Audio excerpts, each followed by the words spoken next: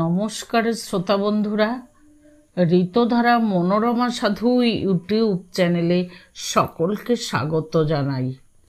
আজ একটি অসাধারণ গল্প আপনাদের শোনাতে চলেছি। আজকের গল্পের নাম আর একদিন।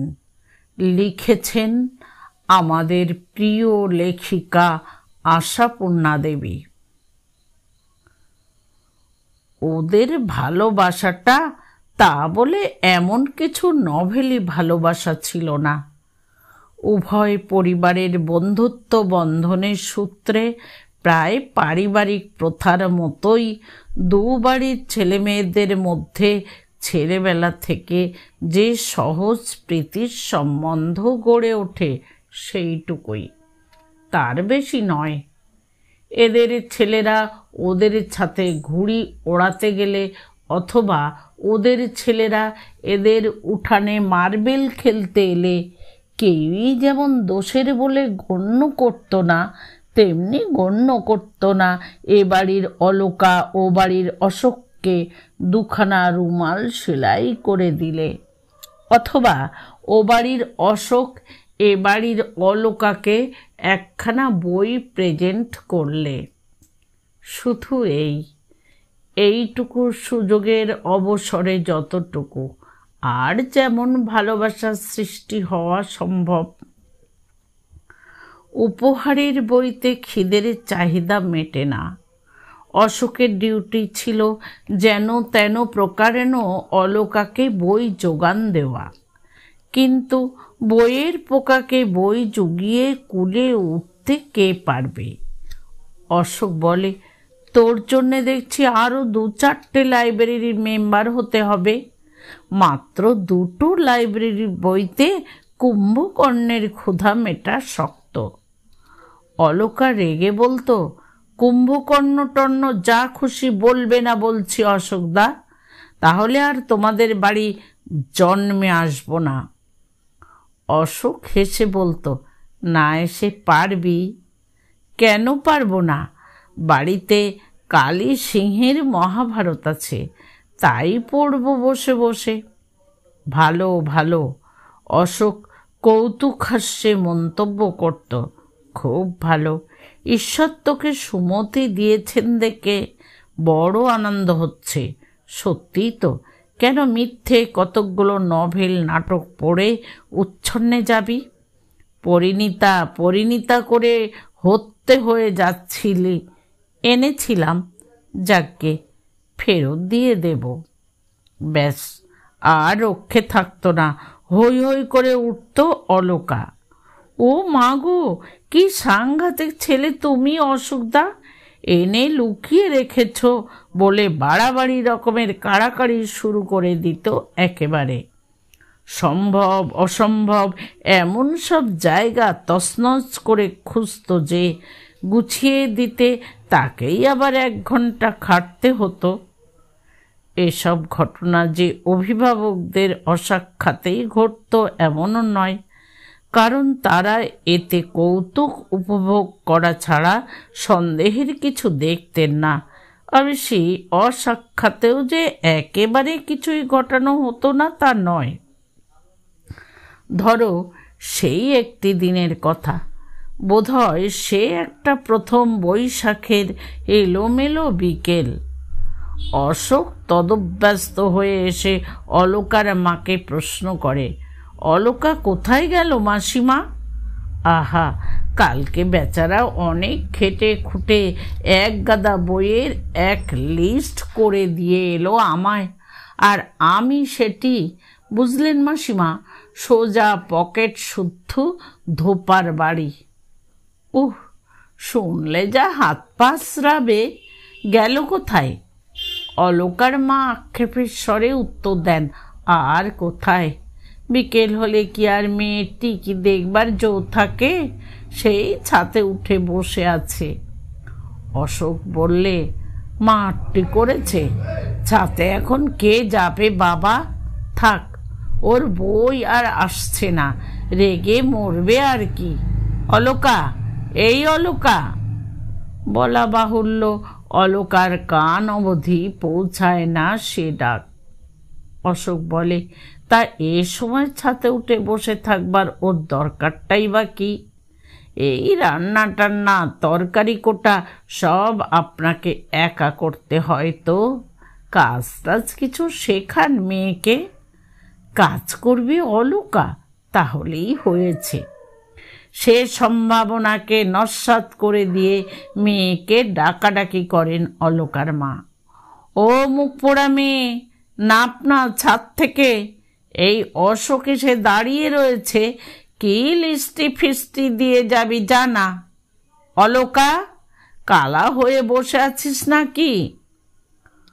অশোক বলে, আহা, ওরও দোষ নেই মাসিমা। ঠেলে খান 30-40 বইয়ের নাম লিখে দিয়ে দিব্যি নিশ্চিন্দি আছে।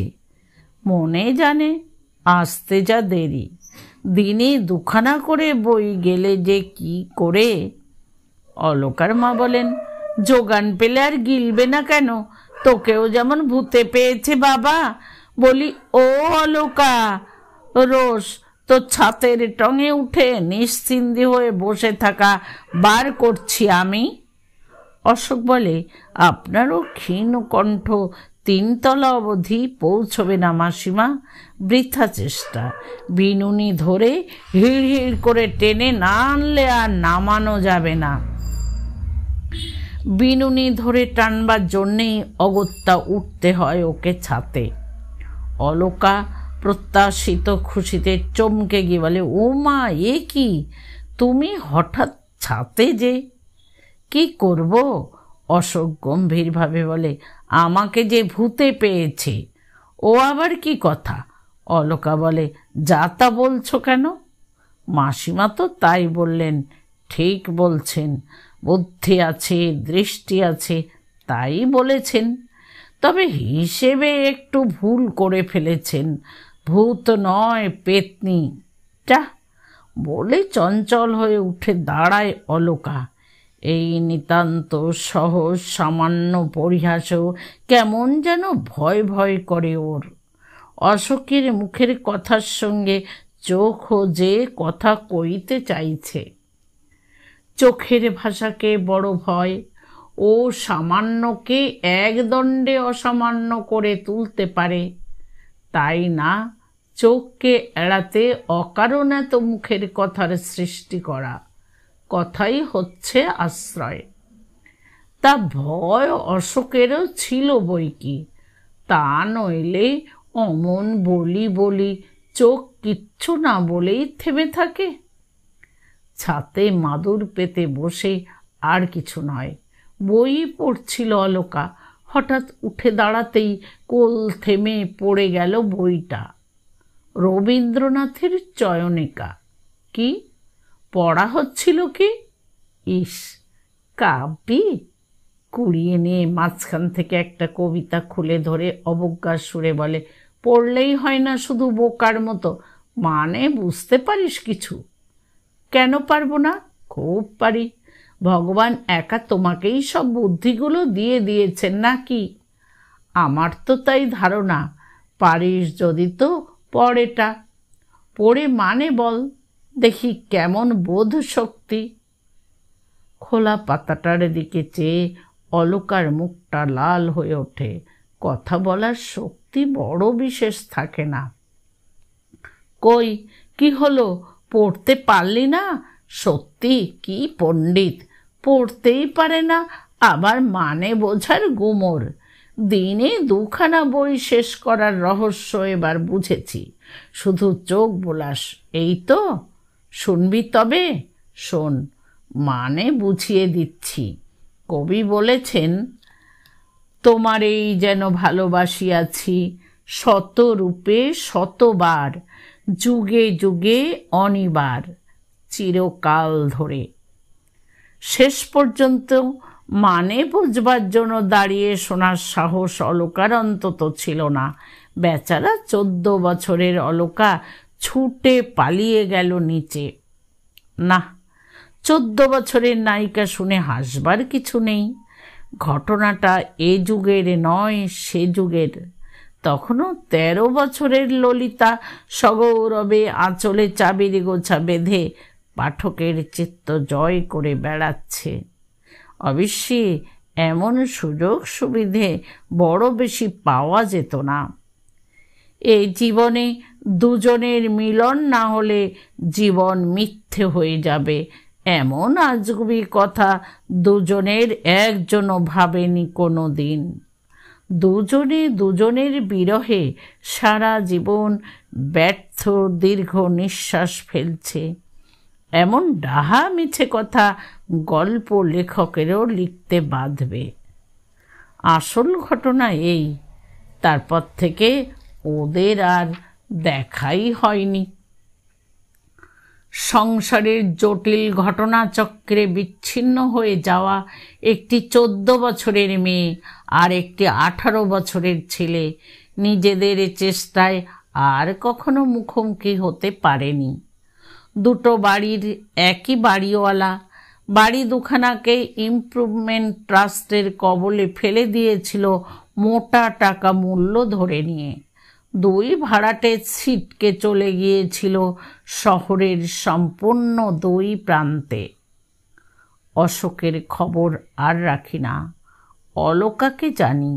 ওর বাবা উঠে এসেছিলেন খিদিরপুরের ডকের কাছাকাছি একটা ছোট্ট বাড়িতে। সেখানে এসে কপাল খুলে গেল ভদ্রলোকের। জলের দরে নাকি কিনে ফেললেন এক জলে ডোবা জাহাজ। শেষ পর্যন্ত জলেই জল বাঁধল। বাড়ি করলেন, গাড়ি করলেন, মেয়ের ঘটা করে বিয়ে দিলেন।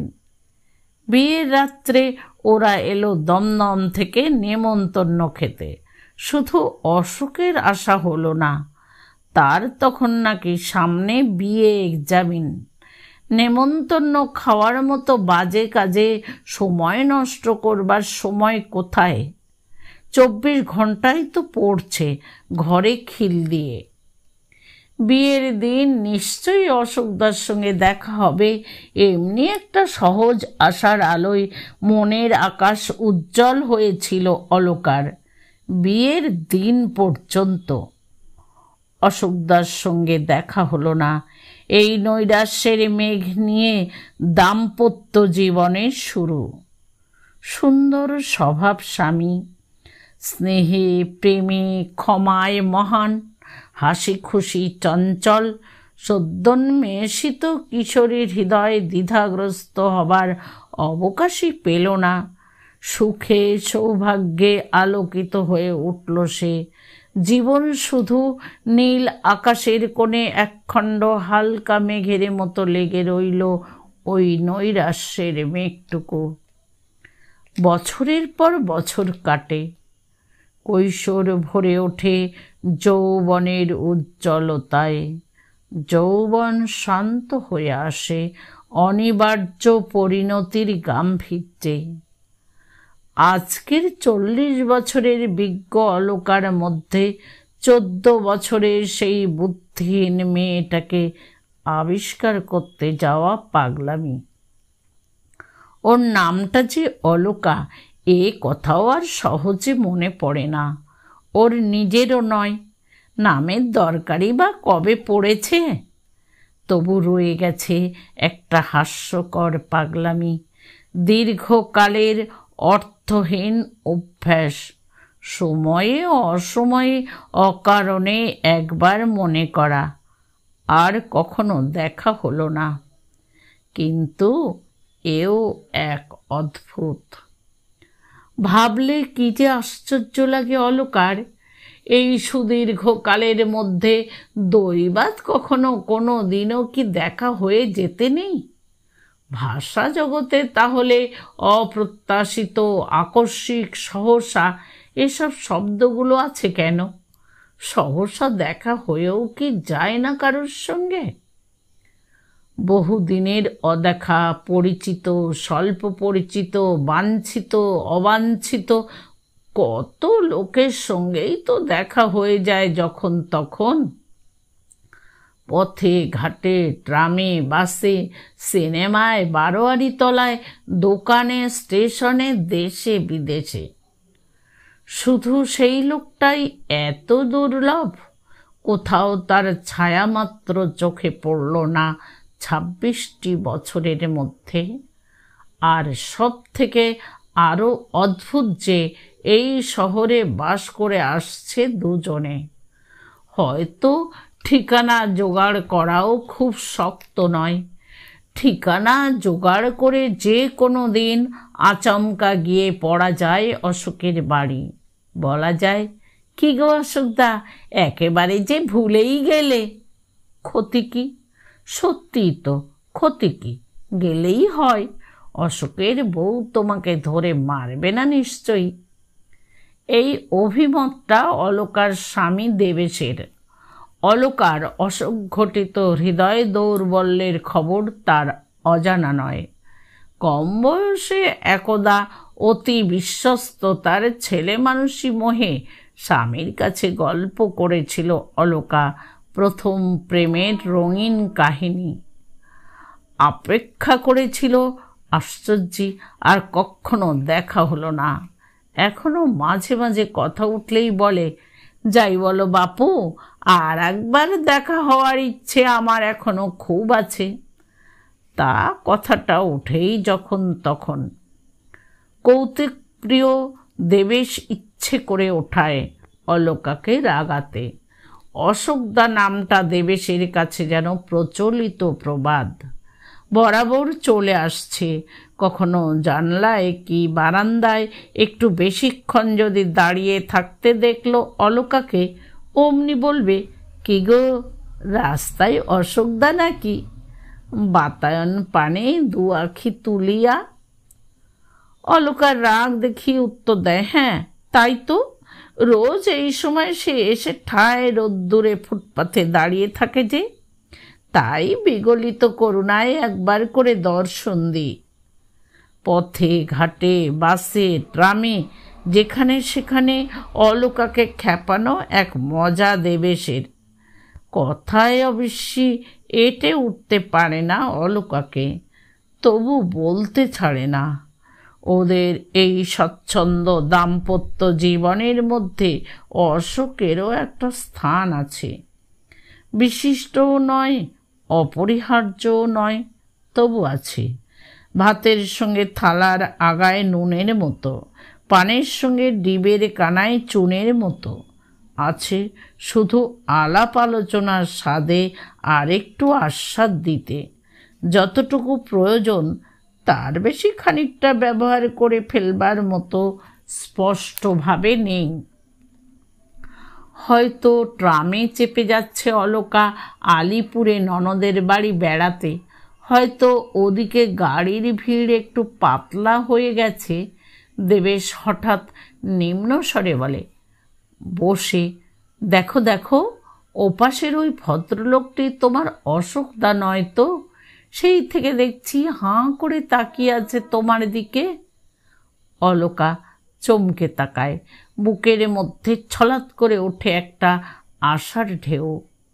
তারপর মুখ ফিরিয়ে নিয়ে ভুরু কুঁচকে বলে, কথাবার্তায় একটু সভ্য হতে শেখো দেখি। বেশ, মজা মন্দ নয়। আমি হলাম অসভ্য, আর ওই ব্যক্তিটি যে সেই ইস্তক তোমার মুখ থেকে চোখ ফেরাতে পারছে না, তার কি? আমি ভাবলাম হয়তোবা তোমার সে, তা নইলে কেন এমন করে চেয়ে থাকবে? অলকা হাসি চাপা মুখ গম্ভীর করে বলে, আমি পথে বেরোলে হাঁ করে চেয়ে থাকা ছাড়া উপায় থাকে না যে লোকের। সভ্যতা বজায় রাখে কি করে, তা বলে আমার সে অমন নয়। এতদিনে যে সে কি হয়ে উঠেছে জানো তুমি? থামো তুমি, মেলা বক বক করো না, লোকটা তাকাচ্ছে। বারোয়ারি তলায় কি কোনো কিছুর মেলায় হয়তো ভিড়ের ঠেলায় একটু চোখ ছাড়া হয়ে গেছে অলকা। দেবেশ এগিয়ে গেছে সামনে, নয়তো পড়ে আছে পিছনে। দুজনেই খুঁজছে দুজনকে। দেখা হতেই দেবেশ স্বচ্ছন্দে বলে বসল, উহ, রক্ষে পাই। ভাবলাম হয়তোবা মেলার ভিড়ে হঠাৎ হারানো প্রথম প্রেমকে খুঁজে পেয়ে আমাকে ভুলে শটকালে তার সঙ্গে। অলকা উত্তর দেয়, চমৎকার, কল্পনা শক্তি কি প্রখর। আমার প্রথম প্রেমকে যদি বা ভুলে নিশ্চিন্তি থাকি, তুমি আর ভুলতে পারলে না দেখছি। কি করে পারবো? দেবেশ কপট দীর্ঘশ্বাস ফেলে। মনের মধ্যে যে কাঁটা বিধেই আছে। বিধে নেই বলেই হয়তো বলতে পারে, থাকলে পারত কি? নিজের থেকে বছর 8 ছোট, চিরদিন অনুপস্থিত একটা ছেলেকে নিজের প্রতিদ্বন্দ্বী ভাববে এমন পাগল দেবেশ নয়, পাগল অলকাও নয়। তবুও সত্যি কি অলকা মেলার ভিড়ের হাজারখানা মুখের দিকে দৃষ্টি ফেলে ফেলে দেখে না? পথ চলতে থমকে দাঁড়ায় না?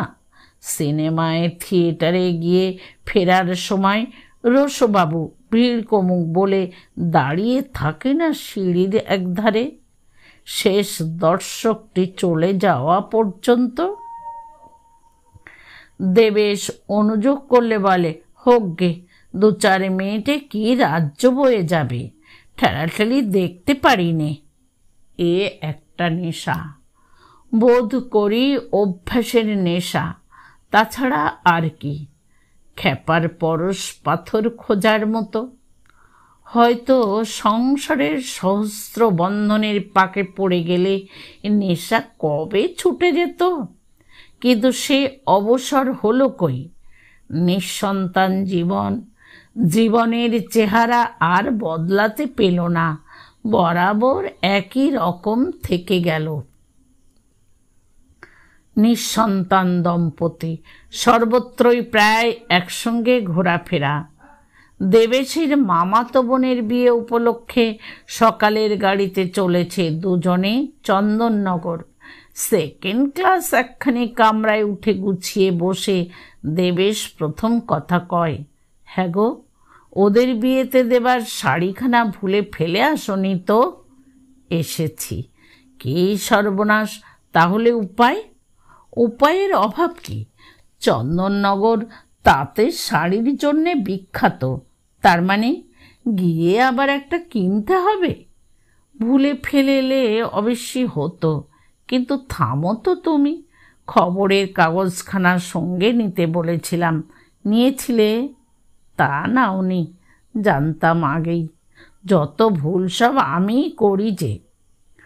নবদম্পতি নয় যে কেউ ওদের কথোপকথনে কর্ণপাত করবে, সম্পর্ক সম্বন্ধে সন্দেহের অবকাশ মাত্র নেই যে কেউ কৌতূহল দৃষ্টি ফেলবে, তাকিয়ে দেখেও না কেউ। শুধু বোধ করি খবরের কাগজ কথাটা উচ্চারিত হতেই একেবারে কোণের দিকে যে ভদ্রলোক একখানা খোলা খবরের কাগজে নাক ডুবিয়ে বসেছিলেন, তিনি কাগজখানা আর একটু বাগিয়ে ধরে নড়ে চড়ে কিছু গুছিয়ে বসেন। বোধহয় মনে মনে আশঙ্কিত হন, এই রে বাবা, চাইবে না তো? মুখটা স্পষ্ট দেখা যাচ্ছে না, তাই মুখের ভাব বোঝা যায় না। কাগজের ওপর জেগে আছে শুধু ভুরুর ওপর থেকে তেল চকচকে টাকওয়ালা মাথাটি। কর্তা গিন্নিতে নিচু গলায় সাবধানে কথা চলে। লোকটাকে যেন কোথায় দেখেছি। লোকটার আর কতটুকু দেখতে পাচ্ছ? মুখচন্দ্র তো কাগজের আড়ালে, তাহলেও হাত পা কপাল ভুরু সবটা মিলিয়ে কেমন যেন চেনা চেনা লাগছে। দেখো আবার তোমার অসুখ দা কিনা। চিরাচরিত ধরনে মিটি মিটি হাসে দেবেশ। অলকাও নিচু গলায় হেসে ওঠে, সত্যি যা বলেছ, ওই টেকো বুড়োটা নইলে আর অসুখদা কে হবে? দেখাতে তো আর পারলাম না কখনো, কপাল আমার। কি ফাইন চুল তার জানো, রেশম হার মানে। প্রেমে পড়েছিলাম কি আর অমনি? আহা, সেই কৃষ্ণ কুঞ্চিত কেশদাম এখনো টিকে থাকবে তার মানে কি? না, একেবারে গড়ের মাঠ হয়ে যাবে। তুমি হিংসের জ্বালায় তাই চাও, আর কি। একটু চুপচাপ। ছটফটে দেবেশ আবার কথা কয়ে ওঠে, আচ্ছা, কাগজখানা চেয়ে দেখব একবার। কিছুক্ষণ নিস্তব্ধতার পর আচমকা এ কথায় চমকে ওঠে অলকা। কে জানে এতটাই বা চমকায় কেন। প্রায় বিরক্তভাবে বলে, কেন, কি এত রাজকার্য পড়েছে কাগজে? আহা, বুঝছো না, কাগজ সরালে মুখটা পরিষ্কার দেখা যেত। আসল কথা, চুপ করে থাকতে এক দণ্ড পারে না দেবেশ। অলকার নিস্তব্ধতাও ওর অসহনীয়।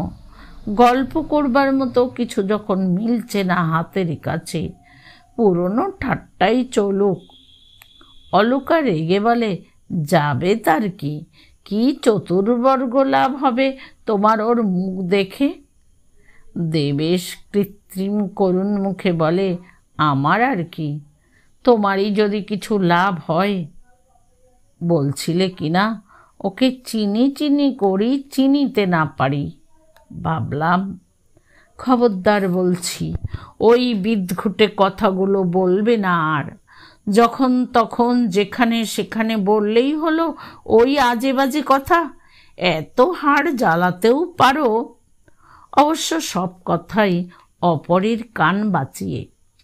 সংবাদপত্র পাঠক ভদ্রলোক তখন কাগজখানা উল্টে ছোট করে ভাঁজ করে নিয়ে পড়তে শুরু করেছেন। অবনত মুখের সবটাই প্রায় দেখা যাচ্ছে। অলকা এক নজর দেখে নিয়ে মুখটা অন্যদিকে ফেরায়। এক্ষুনি দেবেশ হাসাহাসি শুরু করবে।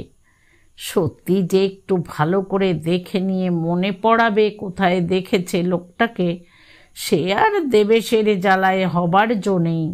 অথচ দেখেছে যে কোথাও, তাতে সন্দেহ নেই। কিন্তু কবে, কখন, কোথায়? কোথায় দেখেছে এরকম গোল গাল, নেওয়াপাতি গড়ন, এমন চুকচুকে টাক? কই, অনেক চেষ্টা করে কিছুতেই মনে করতে পারে না। তবু মনে খটকা থেকে যায়। ভুরুর উপর দিকে ফর্সা ফর্সা কপালে কালো কুচকুচে ওই তিলটা কেমন যেন পরিচিত নয়। ওরকম আর কার দেখেছে কবে? দেবেশের আবার উসখুস শুরু হয়। পানের কৌটোটা এসেছে তো, নিজের পকেটে হাত দিয়ে দেখো। জর্দাটা, জানি না, নিজের জিনিস নিজে ঠিক করে আনতে পারো না? উফ, একেবারে যে মিলিটারি। হলো কি, দেখো, তুমি আমার কথা শুনলে না, ওই ভদ্রলোকের সুটকেসে কিন্তু লেখা রয়েছে এ মুখার্জি। মুখার্জি?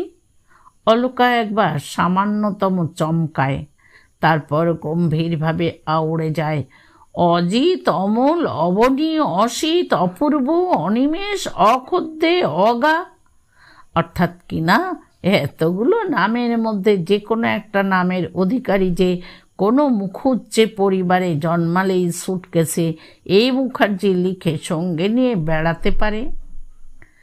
গাড়ি শ্রীরামপুরের কাছ বরাবর আসতেই বহু আলোচিত ভদ্রলোকটি কাগজখানি পাঠ করে নিয়ে উঠে দাঁড়ান।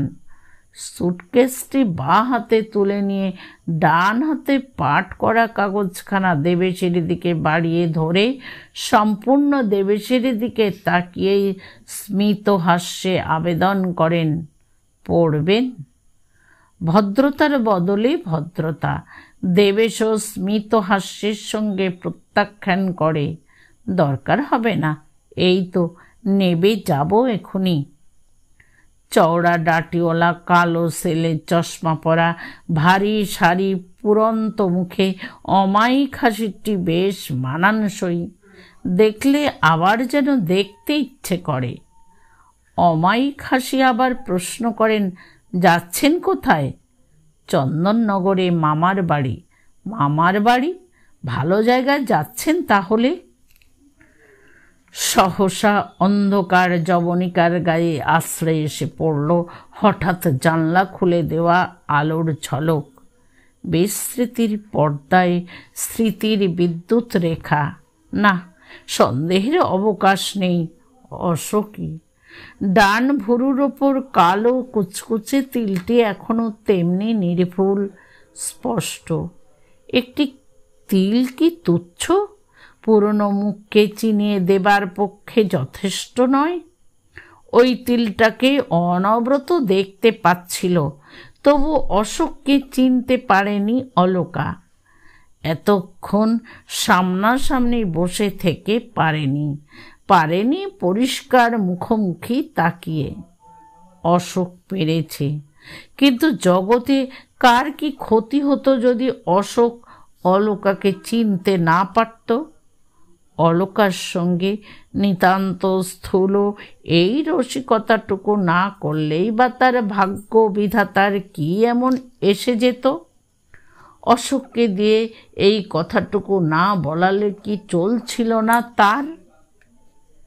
কে, অলকা নাকি? অশোকদা। মৃদু অস্ফুট উত্তর।